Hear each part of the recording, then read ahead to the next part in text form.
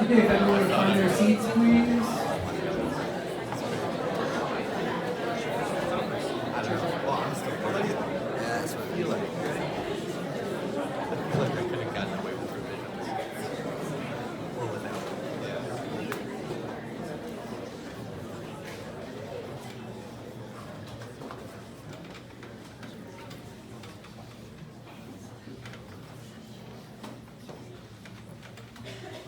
Okay, our final presentation today will be from Olivia Abshire, who defends the following thesis.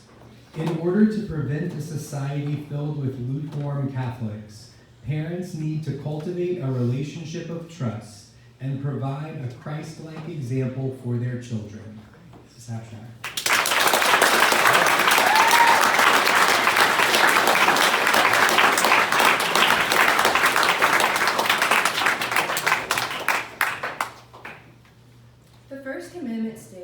You shall not have any other gods before me.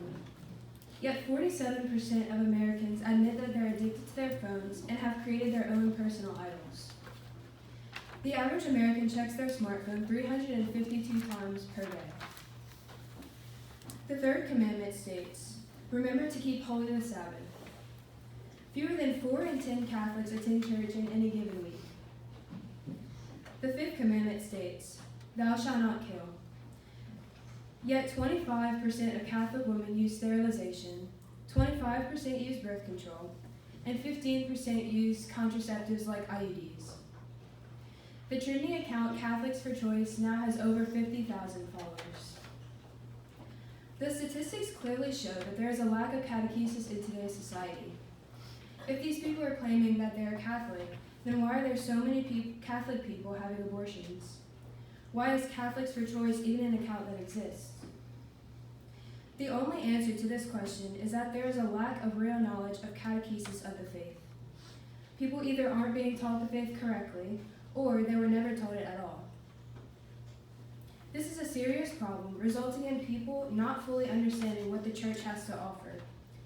It's leading to a society of Catholics who lack the desire to know the love of God. Those seeking the kingdom of heaven cannot be okay with being mediocre in their faith. A lukewarm culture is something that is bred when a Catholic is not on fire for Christ and instead is often bland in their faith. It is believed that parents have a great responsibility in this newly formed society of lukewarm Catholics. In the sacrament of marriage, graces are given to the parents. According to Bellarmine Forum, the sacrament of matrimony confers upon Christians who embrace the state both an increase of sanctifying grace and in addition the special graces necessary to enable them to discharge the duties required of them. The parents have a great role in the way that their children grow up to behave and act. Especially relating to faith life, the parents' every action can alter the way their child believes or does not believe. It is through the parent figure that the child will learn crucial things, and it is the parent's job to birth children who are on fire for Christ. There is an urgency for the revival of these lukewarm Catholics, but the question is, how can parents prevent this type of society from forming? The ways to do this is by creating a long-lasting, trust-filled relationship with the child, along with taking care of their own personal faith life to cultivate a lifestyle of great example. Thus, I defend that in order to prevent a society filled with lukewarm Catholics, parents need to cultivate a relationship of trust and provide a Christ-like example for their children. I'll begin by explaining what a lukewarm Catholic is from the standpoint of defining the word lukewarm, and then I'm going to explain the religious side from the Catholic Bible, from the book of Revelation, and the Screwtape Letters by C.S. Lewis. So, the term lukewarm comes from the Middle English word lukewarme. The first part of the word luke came from the word lu, which meant tepid. That means neither hot nor cold, or about room temperature. From a Catholic perspective, to be a lukewarm is not a good thing. In the book of Revelation, it states, I know your works. I know that you are not cold nor hot. I wish you were either cold nor hot. So because you are lukewarm, neither hot nor cold, I will spit you out of my mouth. In the Screwtape Letters by C.S. Lewis, Screwtape states that something that pleases the devil the most is a lukewarm Catholic. Someone who goes to Mass on Sundays and lives his life going through the motions, never actually creating a personal relationship with God himself. Screwtape says, "A moderated religion is as good for us as no religion at all, and more amusing." This is a terrifying thought, but it basically states that the devil finds a lukewarm Christian more amusing than a person with no faith at all. Through the adult figure, the child learns how to act and speak along with many more fundamental things, such as their morals and their ways of life. As a child begins to grow more into adulthood, they pick up on lessons in life that are more than just the fundamental things. They begin to experience failures and successes. There was a study done from Berkeley in September of 2015 where 75 babies were brought to a lab and tested on moral situations. The 73 babies were watched animated videos in which characters engaged in helping and sharing, which are pro-social behaviors, and pushing, tripping, and shoving, which are anti-social behaviors. While the researchers monitored the babies' eye movements and measured their brain wave patterns using an electroencephalogram. Prior to this, the parents of the babies were asked to fill out a questionnaire about some of their moral beliefs relating justice, empathy, and fairness. The results ended with proof that the parents and the babies' results were similar and can conclude that parents have a great influence on their children, even from the young age of infancy. By seeing how the parent reacts to such things as the highs and lows of life, the child will also act accordingly. It is important that they learn these things and how to react in a positive light from their parents. As the one who bears the heavy responsibility of raising a child up into adulthood, a parent will ultimately forever be connected to the successes and failures of their children. You can say that a parent's role is a lifetime commitment. In Proverbs 22, verse 6, it states, "Train up a child in the way he or she should go, and when he is old, he will not depart from it." Parents need to teach their children how to live everyday life with Christ and how to go about the highs and lows of life as a walk with Christ. To prevent a misunderstanding, it must be shown that one's faith cannot be limited to just mere examples of what a Catholic should do.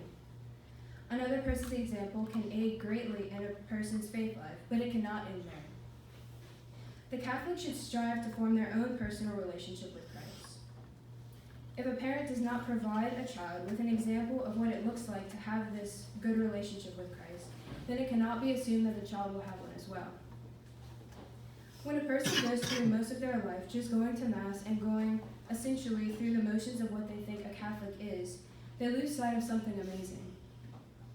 The personal relationship between humans and God is something different for everyone. Though it is different for everyone, it is very important.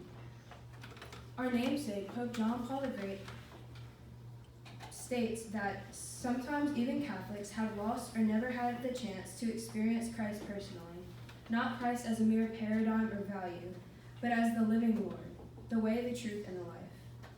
He is, after all, a person, not a theological concept, not someone who once lived on earth and is now far away, but a person who is alive and can be very near. Catholics must take their faith into their own hands. For an individual to truly know what the love of God has to offer, he or she must cultivate that personal relationship with Him. Children can have a great head start in life if there is an example of a personal relationship between Christ and the parent. Children in this generation are growing up in a society filled with lukewarm people. They are thrown into the world and parents cannot control what they are exposed to. Especially in the educational system operating in a secular world, kids can be exposed to horrible things at very young ages. For example, according to the American Psychological Association, the majority of kids are first exposed to pornography at the age of 13. It is important to emphasize this, to state that the parents need to understand how important it is that children have a good foundation in their faith and an understanding of theology of the body, along with a trustworthy relationship with the parents before they are thrown into the real world. A child who is naturally more comfortable with its parents will be more likely to bring up problems to them. And a child who has a foundation of faith instilled from their parents from a young age is more likely to recognize bad situations and avoid them because they understand and know that they are bad. If the parents are not giving testimony to the love they have for Jesus to their children, then the testimony of their peers to the ways of the world will be what attracts the child instead. Parents must step and lead to the salvation of their souls and the souls of their children. So what about the unfortunate situation where a child does not have a parent who is spiritually present? Whether it be from a death of a parent or a parent who believes in a different religion, this is where each Catholic is called to be a spiritual parent. A spiritual parent is a person who takes on the role of aiding a child in their spiritual formation. This person will pray for the child their whole life and will provide a good example of how to live out the faith. These spiritual parents can normally be seen through a person's confirmation sponsor or through their godparents who are assigned at baptism. Now, some of you might be questioning, why am I talking about parenthood when I'm a student and I don't have a child of my own? What's my credibility and what's my position? Where am I coming from? My perspective is that I see many different families and have been exposed to many different parenting styles throughout my childhood. I have seen the effects of certain parenting styles on children, whether it be positive or negative. I have been able to see certain things that work well in certain parenting styles, from certain parenting styles, and things that don't work very well. I have also been a witness to the lukewarm culture that we are living in through going through different schools from growing up. I have witnessed a genuine lack of catechesis of children. I have watched some of my closest childhood friends go down the wrong path due to never learning the catechesis properly from their parents. Based on the reality of today, society is in a cycle producing a lukewarm culture. Many parents struggle with their own faith because they grew up in a culture that didn't question their faith and was mediocre. They might not have had a Christ-like example from their parents, the same way that many kids don't nowadays. There is a constant cycle of lukewarm parents birthing children into a lukewarm culture and not doing anything to change. This cycle will continue until a generation of Catholics stand up for Christ. When children learn that it is important to question their faith and form a personal relationship with God is when the cycle of lukewarm Catholicism will break. If you are a parent listening to this presentation, question your parenting styles. Think about the last time you took the time to talk to your children. Can you confidently say that you have greatly aided in your child's spiritual formation? Can you say that you have been the Christ-like example that your children need? As a parent, you have a beautiful call and an amazing opportunity. Don't waste it by getting caught up in everyday life. The church and Christ are rooting for you. If you are a student listening to this presentation and thinking this doesn't really relate to you, I assure you it does. There is a big percentage of you who will become parents one day, and another percentage of you who will become godparents. In the future, you will have a great responsibility as a parent, and if you start to think and prioritize these things now, you will be better equipped for when it is your time to birth life into the world. Given the extreme responsibility, parents must take the formation of their child's faith life seriously.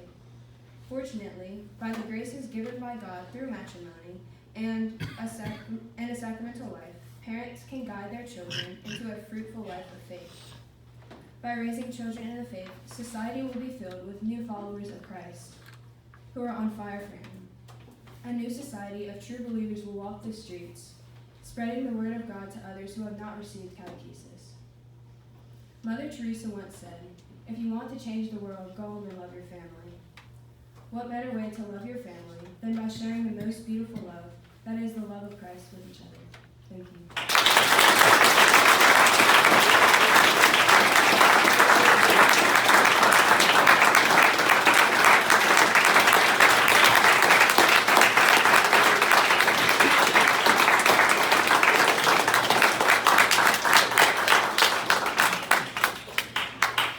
Thanks, Olivia. She'll now field faculty questions.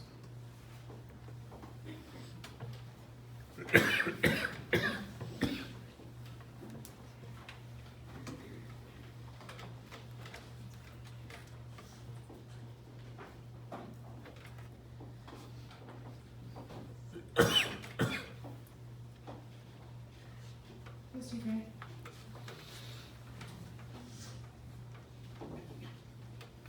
Thank you for your presentation, Olivia. I was wondering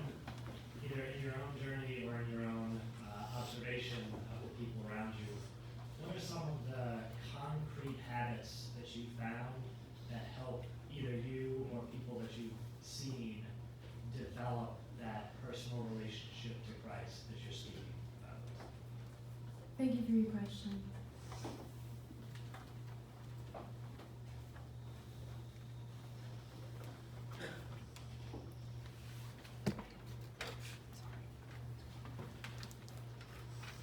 I would say the best way that in my personal life I have formed a personal relationship with Christ is just by spending a lot of time in the Adoration Chapel and just in prayer daily. Obviously going to all the sacraments regularly, especially like Mass and confession. Yeah, those have really been the biggest things for me, just like putting in the time and effort to show Christ that I'm here to form that personal relationship with him. A quick follow-up. As you go about developing that personal relationship, I'm thinking about when Miguel mentioned in his capstone the relationship to God immediately spilling over into the relationship with other people.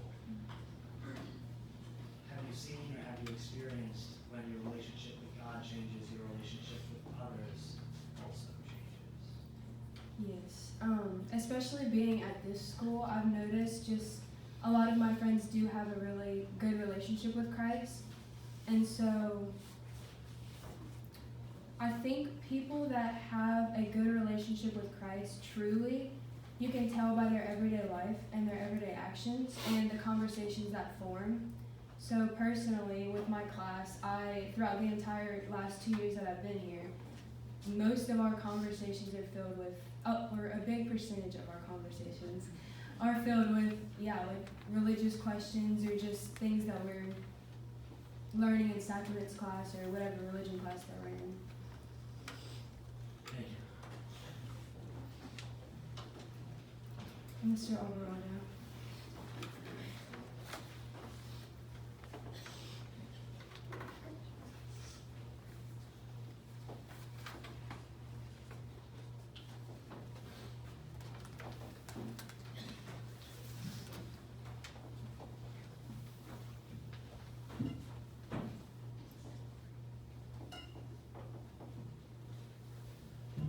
Thank you, Olivia. So kind of a two-part question, but you respond to whatever part you want. So it strikes me an interesting commandment with regard to all this is the fourth one. Honor your father and your mother. And St. Paul seems to also suggest that, well, not suggest, but directly inspire parents that this applies to you too. Fathers, don't provoke your children, but raise them in the paideia of the Lord, or the education of the Lord. I'm wondering your thoughts on, well, one, the fourth commandment, but also how, I mean, granted, I don't have teenage daughters yet, but I've spent time with teenagers, and there's a certain way that teenagers behave toward adults that make it difficult to communicate. Ugh. Leave me alone, Dad. I don't want to hear it. So I'm wondering how both parents and teenagers can follow the fourth commandment through enjoying conversation with each other. Thank you for your question. I guess I'll address both questions. I obviously agree with the fourth commandment. God gave us the commandments for a reason, and so obviously it is a big deal that he gave us one that says honor your father and mother. It can point a light to the importance of parents, obviously. Your second question, what was it again? Sure thing. I'm sorry. Well, thinking in mind how like teenagers are really good at displaying repulsiveness or repulsion, and it can make it really difficult for parents and teenagers to connect, just because our body language and all kinds of other things seem to suggest that we don't want to spend time together. So I'm wondering how, like for both teenagers and parents, how they might better enjoy conversation with one another, or communicate that they're enjoying conversation with one another. I think it begins with just a both ways, like respect for each other between the parents and the child. I think that that's a big problem, is that there's like a lack of respect from the children, I think. But I also think that parents in the same way also should respect their children when it comes to conversation. And yeah, I guess it just comes with praying as well. Like, if it is hard for you to talk to your parents, or if as an adult you struggle with talking to your children, praying and bringing that to God in your morning offering or your examen, and just keep trying. Thanks, Olivia. Thank you. Mr. Anson.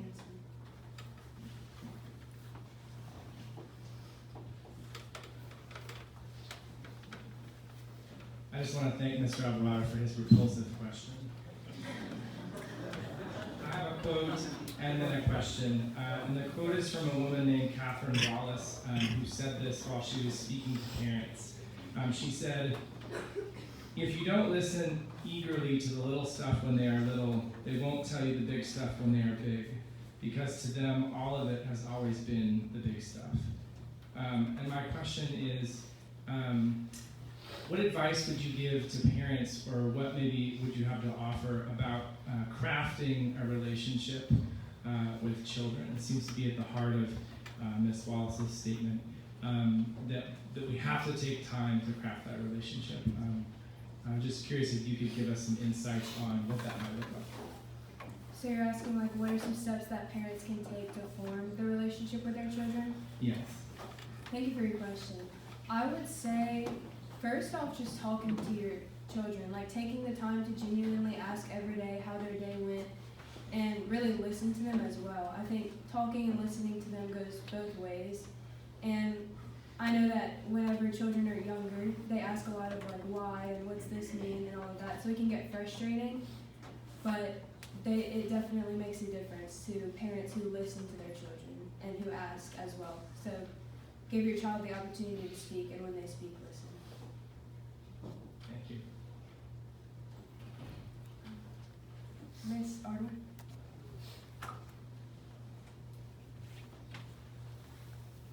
Thanks, Olivia. So you give a lot of emphasis to the parents, and the Catechism says parents are the primary educators of their children, as we know. But I'm curious, what would you say ought to be the role of the pastor or like parish staff members in aiding, maybe giving parents a proper catechesis, or yeah. Thank you for your question. So before parents, or before anyone who is married gets married, they go through marriage counseling and stuff like that, I believe. I'm not Marriage sure. prep. Yes, marriage prep. And so I would say that it is the pastor's job at that point and throughout their marriage to talk to the parents and make sure that they are well catechized in what they would be getting into with their children. As many people know, whenever you are getting married, the vows that you take is that you will,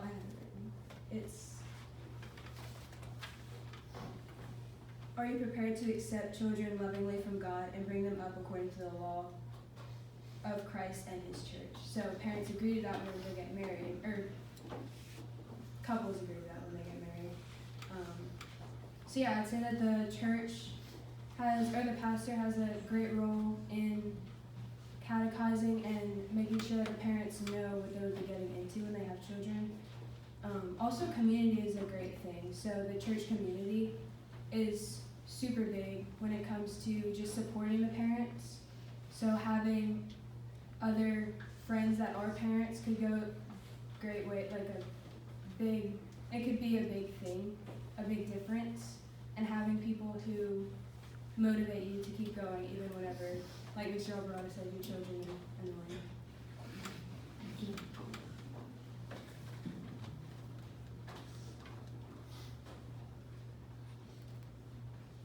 Deacon?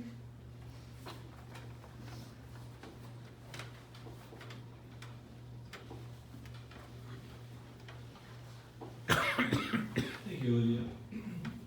Is it possible for parents to catechize their children well and they still end up lukewarm or even rejecting the faith? And to what would we attribute that? Thank you for your question. It's definitely possible for children to obviously still fall out of the faith, even if the parents do anything and everything that they can. I guess the steps forward would be really in the spiritual parents in their lives, like to pray for them, as I said in my presentation, the rest of their lives, and along with the parents, just continue to pray for them, and also if the parents do have a good faith life, they'll most likely do a lot of examines throughout their day. So asking God what's the next steps and what he or she should do. As far as the child themselves that still didn't live out the faith they were given,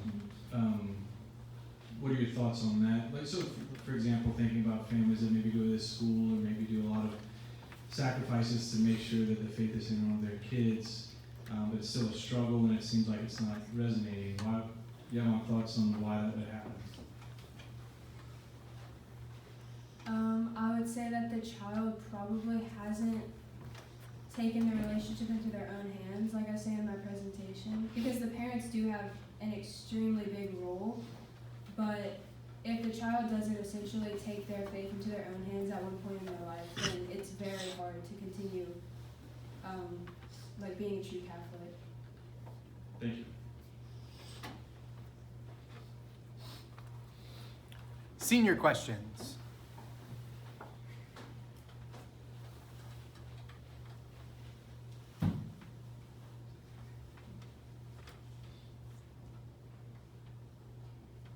No senior questions? Thanks, Olivia.